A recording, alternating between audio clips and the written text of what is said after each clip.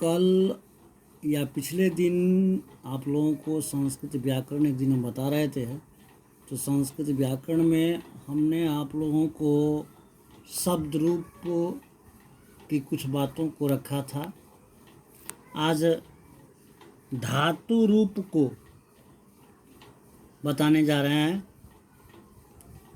और धातु रूप वस्तुतः मूल रूप से क्रियात्मक शब्दों के लिए प्रयोग किया जाता है। तो चले आइए अब देखें धातु रूप में क्रियात्मक मूलों के लिए। तो क्रिया का संबंध किससे होता है? तो काल से होता है। बात करें किसका? तो धातु, किसका? धातु रूप, धातु रूप की बात करेंगे। धातु रूप का संबंध किससे होगा? तो क्रिया से, यानी क्रियात्मक शब्द, यानी जिससे कुछ काम होने का बोध होता हो, जैसे खेलना, कूदना, सोना, खाना, दौड़ना, ये सब इत्यादि होते हैं। तो धातु रूप में जब अगर क्रिया के शब्द अगर आवेंगे तो तीन तरह के समय की पाबंद पहले होगी। तो पहले क्या होगा पाबंद? यानी धातु का संबंध किससे होगा? तो काल से। किससे होगा? हिंदी में काल से। तो काल के कितने रूप हैं? मूल रूप से 3। कौन? तो वर्तमान काल। दूसरा कौन होता है? तो भूतकाल।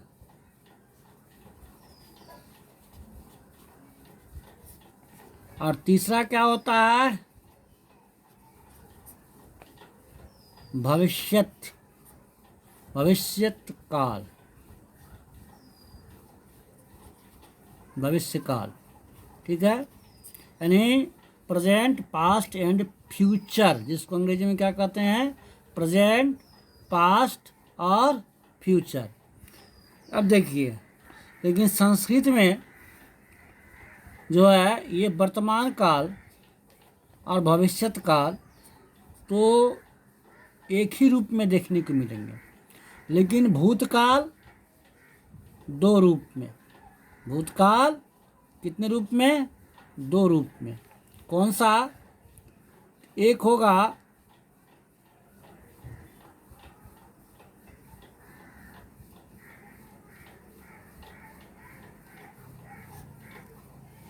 भूतकाल,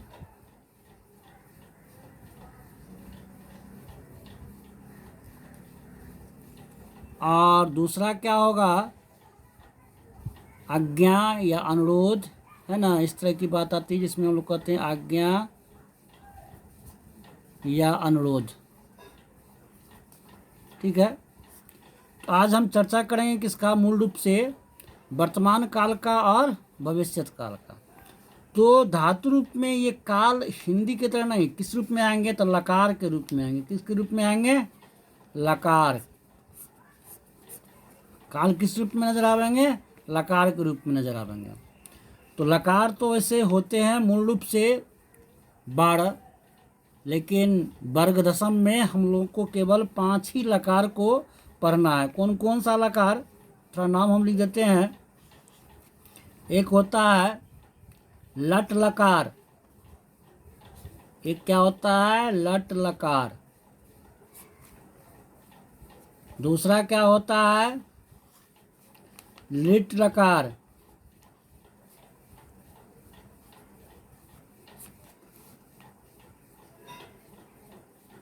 तीसरा क्या होता है?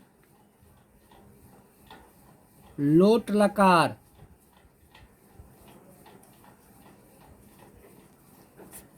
चौथा क्या होता है? लंग लकार।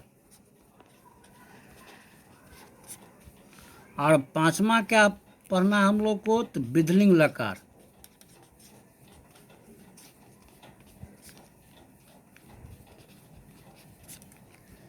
तो ये लट लकार का संबंध किससे होता है? तो वर्तमान काल से, जिसकी आज हम चर्चा करेंगे उसी को हम सिर्फ लिखने जा रहे हैं। और ये लिट लकार का संबंध किससे होता है? तो भविष्यत काल से। किससे? तो भविष्यत काल से। ठीक है। तो जिस तरह से गणित में सूत्र होते हैं उसी तरह से धातु रूप में भी प्रत्येक शब्दों को लिखने के लिए कुछ सूत्र आते हैं। जैसे हमको लट लकार लिखना है, क्या लिखना है? लट लकार। क्या लिखना है? लट लकार का रूप लिखना है। ठीक है। इसका सूत्र क्या होगा? सो देखिए, तो इसमें विभक्ति नहीं होते हैं, इसमें क्या होते हैं? पुरुष होते हैं। क्या होते हैं? पुरुष। उसके बाद एक वचन, इस तरह से धातु रूप में देखा था कि एक वचन, द्विवचन और बहुवचन। तो एक वचन का मतलब क्या होगा? सिर्फ एक व्यक्ति। द्विवचन का मतलब दो व्यक्ति और बहुवचन का मतलब अनेक व्यक्ति। पुरुष में प्रथम पुरुष, मध्यम पुरुष और उत्तम पुरुष। पुरुष में ये हो गया। अब इसका सूत्र क्या होगा? तो इसका सूत्र होता है ती त अंति, सी था थ, आमी आवा आमा। अब देखिए, जैसे एग्जाम्पल फॉर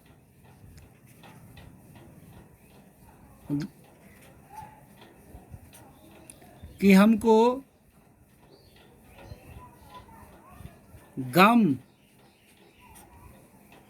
धातु को लिखना है। इससे गम का अर्थ क्या होता है? जाना। गम का अर्थ क्या होता है? जाना। लेकिन गम धातु जो है वह लट लकार में गम किस में चेंज हो जाता है? तो गच्छ में। किस में चेंज हो जाता है? गच्छ में चेंज हो जाता है, बदल जाता है। तो अब जैसे हमको प्रथम पुरुष लेना है, गौर कीजिए, एक वचन में, अगर प्रथम पुरुष में एक वचन में लेना है तो गच्छ में क्या जोड़ देंगे? गच्छति। गच्छ जोड़ ती तो क्या हो गया? गच्छति। वैसे गच्छ जोड़ तह क्या हो जाएगा? गच्छतः। गच्छ जोड़ अंति तो क्या बन जाएगा? गच्छन्ति। वैसे गच्छ जोड़ सी तो क्या बन जाएगा? गच्छसि। गच्छ जोड़ था तो क्या हो जाएगा? गच्छतः। गच्छ जोड़ था तो गच्छत। वैसे गच्छ में आमी जोड़ देंगे तो क्या बन जाएगा? गच्छामी। गच्छ में अगर आवह जोड़ देंगे तो क्या बन जाएगा? गच्छावह। गच्छ में अगर आमह जोड़ देंगे तो क्या बन जाएगा? गच्छामह। इस तरह से किसी भी धातु रूप को हम लट लकार में अगर लिखना चाहेंगे तो इस सूत्र पर बैठा करके आसानी से लिख देते हैं। ठीक है। उसी तरह से अब हम केवल दो लकार की बात कर रहे थे, तो लट लकार का तो सूत्र आपने देखा।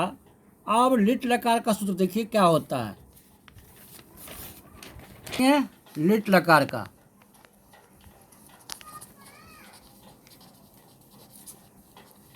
इसका संबंध किससे होगा? भविष्यत काल से। किससे होगा? भविष्यत काल मीन्स क्या? जो होने वाला है। अब देखिए इसका सूत्र कैसे, जैसे इसमें पुरुष लिखे थे लट लकार में, वैसे ही पुरुष, यहाँ हो गया वचन। वचन में कौन? एक वचन, ये द्विवचन और ये बहुवचन। एक वचन तो यहाँ पर क्या लगेंगे? प्रथम पुरुष, मध्यम पुरुष और उत्तम पुरुष। तो प्रथम पुरुष में इसका सूत्र क्या होता है? शयति, शयतः, शयन्ति, ऐसे ही शयसि, शयथः, शयथ, ऐसे ही शयामि, शयावः, शयामः। अब जैसे गच्छ, पिछले लट में क्या दिखाए थे? गम का दिखाए थे, जिसका अर्थ क्या होता है? जाना। तो ये गम जो है वह गम गच्छ के रूप में 4 लकार तक तो रहेगा। कौन कौन लकार तक गच्छ के रूप में लिखाता है? तो लट लकार, लोट लकार, लंग लकार और बिदलिंग लकार। लेकिन जैसे ही लिट लकार जाएगा तो गम का रूप गच्छ में चेंज नहीं होगा, ध्यान रखिएगा। लट लकार में गम का रूप गच्छ में चेंज नहीं होता है, ठीक है। गम जो होता है वो जैसे देखिए, अब देखिए गम का क्या बन जाएगा? तो गमिष्यति, क्या बन जाएगा? गमिष्यति, इस तरह से लिखा जाएगा। यानी गम जो है वह क्या बन गया? गमी। ध्यान दीजिए, क्या बन गया? गम किस में बन गया? गमी में। तो गमिष्यति, यहाँ क्या बनेगा? गमिष्यतः, गमिष्यन्ति, ऐसे ही गमिष्यसि,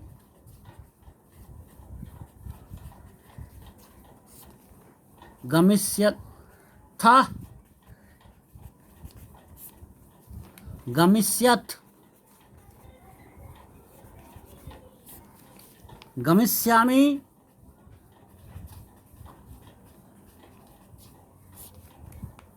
गमिष्यावः,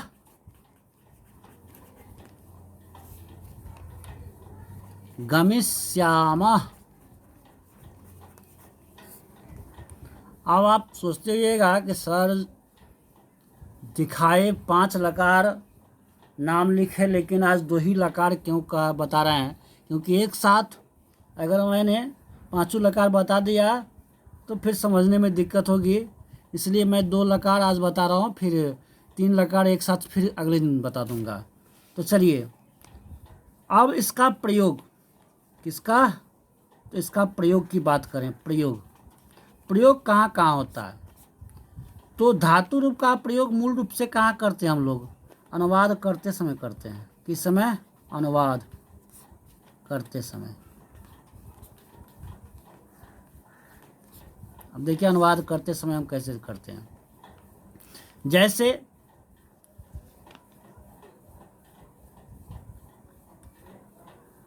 वह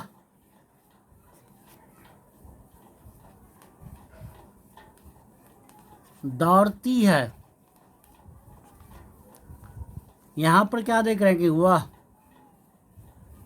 नाम तो नहीं है, क्या है? प्रोनाउन है, सर्वनाम के रूप में। यहाँ पर क्या है? दौड़ती है। दौड़ती है का मतलब क्या हो गया? लड़की होगी, स्त्रीलिंग का रूप होगा। क्या होगा? स्त्रीलिंग का रूप होगा। तो अगर पुल्लिंग रहता तो सा हो जाता।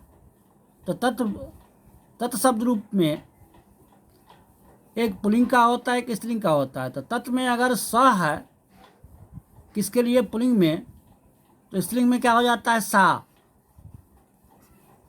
ठीक है। अब दौड़ती है तो दौड़ना, दौड़ना, गौर कीजिए, दौड़ना का संस्कृत क्या होता है? धाव, ठीक है। अब देखिए धाव, धाव मीन्स दौड़ना। तो यहाँ पर ती, तो क्या हो जाएगा? वर्तमान काल बुझा रहा है कि भविष्यत काल की भूतकाल? तो नजर आएगा कि नहीं सर ये तो ताते ती लगता है, किसमें? वर्तमान काल में लगता है सर। तो वर्तमान काल में, तो वर्तमान काल में कौन लकार का प्रयोग कर लेंगे अनुवाद करने के लिए? तो लट लकार का।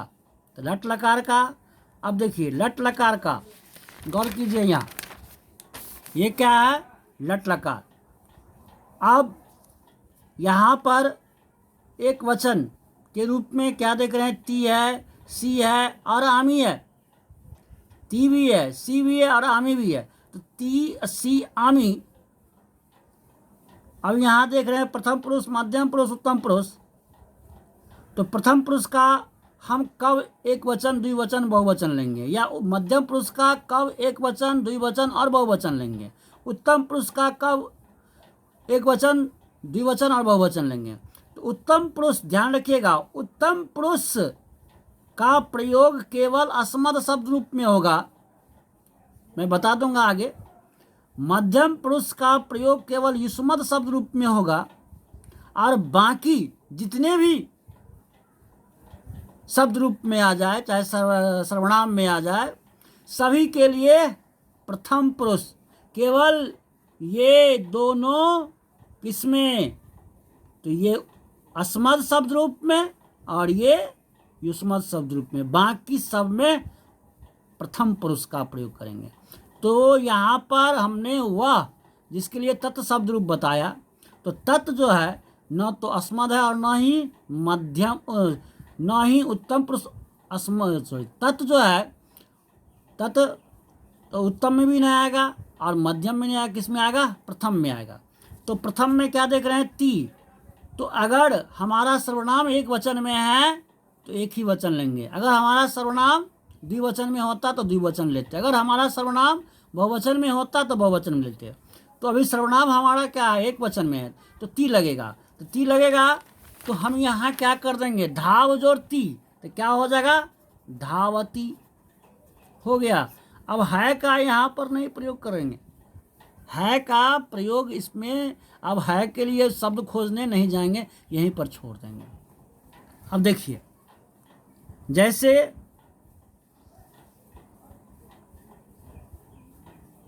वे लोग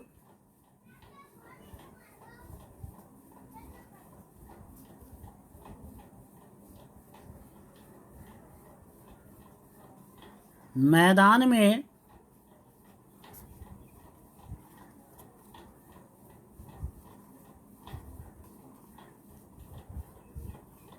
खेलेंगे। अब देखिए यहाँ पर गागेगी, गागेगी का मतलब क्या होता है? इंग्लिश में आप लोगों ने सुना होगा कि जब वाक्य के अंत में गागेगी लगे तो क्या होता है? फ्यूचर। तो उसी तरह से यहाँ पर भी क्रिया में क्या देख रहे हैं? गागेगी, तो फ्यूचर के रूप में क्या लेंगे? भविष्यत काल। भविष्यत काल का मतलब क्या हो गया? लिट लकार। चलिए ये तय हो गया कि इस क्रिया के लिए किसका प्रयोग करेंगे? तो लिट लकार का। ठीक है। अब यहाँ पर देखिए, वे लोग, तो खेलने शब्द से ही हम लोग इसका निर्धारण करेंगे कि स्त्रीलिंग है कि पुल्लिंग है। तो अगर खेलेगी तब तो हो जाता है स्त्रीलिंग, लेकिन खेलेंगे तो इसका मतलब है पुल्लिंग। तो तत्शब्द रूप का आप लोगों को मैंने कहा भी था कि शब्द रूप सब याद करिएगा। तो तत्शब्द रूप में पुल्लिंग में क्या होता है? एक वचन में स, द्विवचन में तौ और बहुवचन में ते। तो यहाँ पर क्या लिखेंगे? ते हो गया, वे लोग। अब यहाँ देखिए, मैदान में जुड़ा हुआ है, पिछले दिन बताए थे शब्द रूप में सप्तमी भक्ति में पर चिन्ह लगा लगता है। ठीक है। तो मैदान का संस्कृत क्या होगा? तो मैदान का संस्कृत क्या होता है?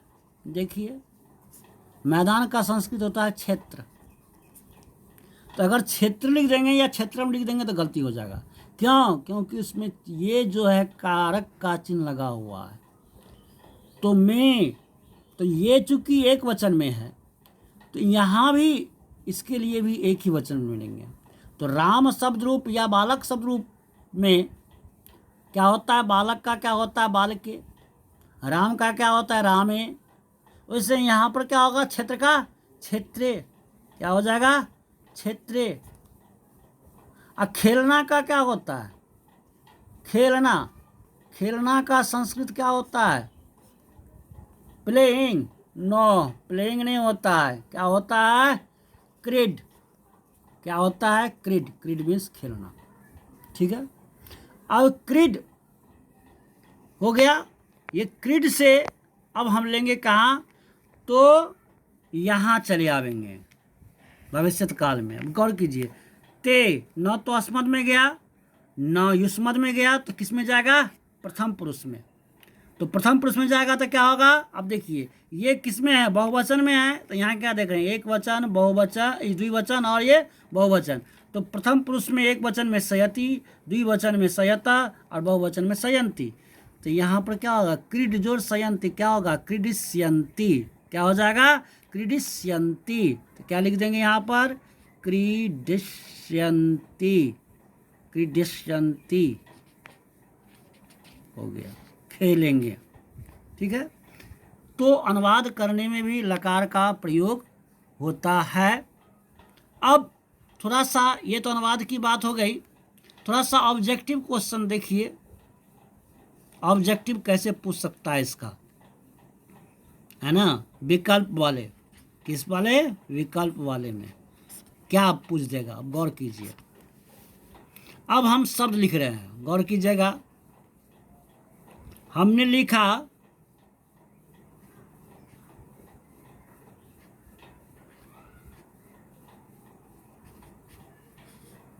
क्या? लिखा पठामा। पठामा शब्द है। अब पठामा जो है, इससे क्या प्रश्न जुड़ा हुआ पूछ सकता है? तो लकार। दूसरा क्या पूछ सकता है? पुरुष। तीसरा क्या पूछ सकता है? तो वचन। 3 तरह के क्वेश्चन एराइज कर देंगे इस पर आराम से। अब पठामा किस लकार में है? पठामा का कौन सा पुरुष है? पठामा किस वचन में आता है? ठीक है, तो अगर लकार का अगर ऑप्शन दिया, क्या दिया ऑप्शन के रूप में? लट लकार। दूसरा क्या दे दिया? लोट लकार। लोट। तीसरा क्या दे दिया? लिट। और चौथा दे दिया क्या? लंग। 4 को विकल्प दे दिया लकार के रूप में। अब कौन सा होगा? तो अगर हमें याद रहेगा सूत्र तो तुरंत पकड़ सकते हैं। कैसे? जैसे हम लोगों को याद रहता है, वैसे आप लोग को भी याद रखना चाहिए कि सर लट लकार में ती तन ती सीता था आमी आवा आमा। तो स्पष्ट हो जाएगा क्या कि सर लट लकार होगा। उसी तरह से पुरुष पर आधारित, तो पुरुष पर आधारित क्वेश्चन देखिए इस पर। अब ठीक है, इस पुरुष पर पहला विकल्प दे दिया क्या? प्रथम पुरुष। दूसरा क्या दे दिया? मध्यम पुरुष। तीसरा क्या दे दिया? उत्तम पुरुष। चौथा क्या दे दिया? इनमें से कोई नहीं। इनमें से कोई नहीं। तब क्या होगा? सूत्र याद है हमको, तो सूत्र याद है। जब पहले जो 3 शब्द होंगे वह प्रथम, उसका दूसरा क्या होगा? मध्यम, तीसरा क्या होगा? उत्तम। तो गौर कीजिए, यहाँ हम दिखा रहे हैं आपको, आमा लिखा हुआ ना, देखिए यहाँ देखिए आमा। देखिए पहला लाइन में 3 है, ती त अंति, मध्यम में सी थ थ, उत्तम में आमी आवा आमा। उसी तरह से यहाँ पर क्या देख रहे हैं? पठ जोर आमा पठामा। तो क्या हो जाएगा? आमा किस में चल गया? उत्तम में। अब हम वचन पर आधारित इसका वचन का देखिए। वचन का विकल्प दे दिया कि एक वचन है। दूसरा दे दिया कि द्विवचन है। तीसरा दे दिया कि बहुवचन है। चौथा दे दिया इनमें से कोई नहीं।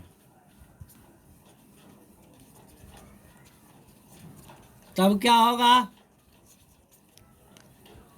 तो अभी जस्ट देखे थे कि उत्तम पुरुष में क्या आया था? आमी, आवा, आमा। एक वचन में आता तो आमी होता, द्विवचन में होता तो आमा, आवा होता, आमी, आवा तो द्विवचन में होता। लेकिन यहाँ क्या है? पठ जोर आमा, पठामा, इसलिए इसका आंसर क्या होगा? बहुवचन। तो ऑब्जेक्टिव को सॉल्व करते समय भी ये जो आपको धातु रूप का जो सूत्र है वह हमें सहायता करता है। अब थोड़ा सा एक और ऑब्जेक्टिव दिखा रहे हैं, देखिए। अब ये तो पकड़ लीजिएगा, आराम से पकड़ लीजिएगा, ठीक है। अब दिखाते हैं। क्वेश्चन है कि तिष्ठ, क्या लिखे हम? तिष्ठन्ति का मूल, तिष्ठन्ति कौन सा धातु रूप या मूल रूप बताएं। अब देखिए, प्रायः कुछ ऐसे शब्द हैं जिसका अभी हम दिखाए थे ना कि गम गच्छ में चेंज हो जाता है, वैसे अब यहाँ पर देखिए क्या होगा। विकल्प में दे दिया कि तिष्ठ, दूसरा विकल्प दे दिया अस्था, तीसरा दे दिया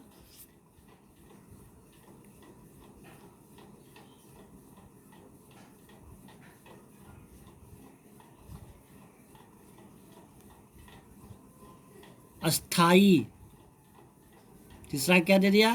अस्थाई, चौथा कह दिया इनमें से कोई नहीं, इनमें से कोई नहीं, ठीक है। अब तो धातु रूप में मूल रूप जो है किसी किसी का प्रयोग करते समय या लिखते समय चेंज हो जाता है। तिष्ठ का तिष्ठ, ये तिष्ठन्ति तिष्ठ नहीं होगा। अगर आपने तिष्ठ लगाया, अगर तिष्ठ लगाया तो ये क्या हो जाएगा? गलत हो जाएगा, क्योंकि तिष्ठ का मूल रूप क्या होता है? अस्था। तिष्ठन्ति मीन्स क्या होता है? रुकना, ठहरा हुआ, बिल्कुल स्थिर होना। इसीलिए क्या होगा? ये अस्थाई भी नहीं होगा, क्या होगा? अस्था होगा। इस तरह से ऑब्जेक्टिव क्वेश्चन भी लकार पर देखने को मिलेंगे। तो हम उम्मीद करते हैं कि आप लोग संस्कृत व्याकरण से लकार का या धातु रूप का जब चैप्टर पलटेंगे तो उसमें आपको कुछ लकार से जुड़ा हुआ, जैसे मैंने अभी यहाँ पर लट और लिट का लिख कर दिखाया, उसी तरह से पांचों लकार का आपको सूत्र देखने को मिलेगा। और सबसे पहले आप उस सूत्र को याद कर लेंगे, ताकि आगे जो हम बताएंगे अगले दिन तो आपको आसानी से समझने में सुविधा भी होगी और कुछ विशेष जानकारी भी मिल जाएगी। आप लोगों का बहुत कम समय आज हम ले रहे हैं, फिर बतावेंगे अगले दिन। धन्यवाद।